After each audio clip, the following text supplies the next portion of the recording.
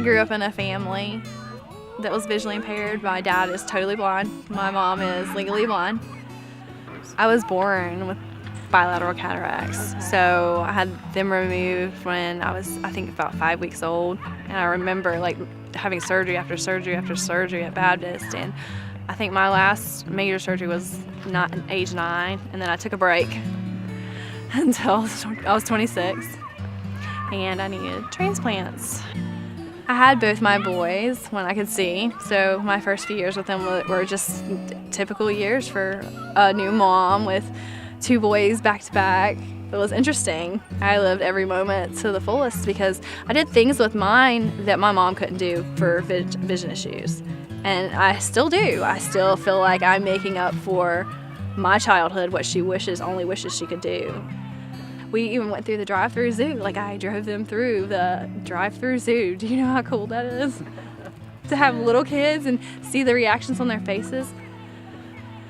It was the summer 2010, and I just noticed something wasn't right. I went from being able to drive to having a whole lot of trouble driving, and I went to go see one of the doctors in Greensboro who told me, your cells are really sick, they're dying. And it was just a few days later, I couldn't drive at all. I went from driving on a Thursday to not driving at all on a Monday. And just being a mom of 2 small kids, like 2 and 3, that's like life-changing. You just don't know what to do with yourself. And I was like, okay, God, what are you gonna do? Why is this happening to me? When it gets that bad, you just don't know if you're gonna see again. You start to lose hope and faith because you go from being so independent to having to rely on other people.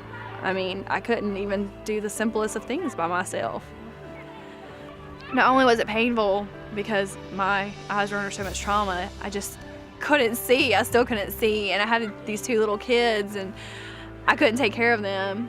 I couldn't hardly take care of myself, and I'm independent.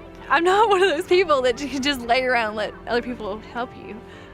I don't want to admit that I need help when I do need it. I'm one of those people. So it was really, really hard. It was really hard realizing that I can't do this by myself. I do need people to help me. I was determined not to walk with a blind cane. I would rather fall down the stairs than walk with a cane. So if that tells you how independent I am that independent.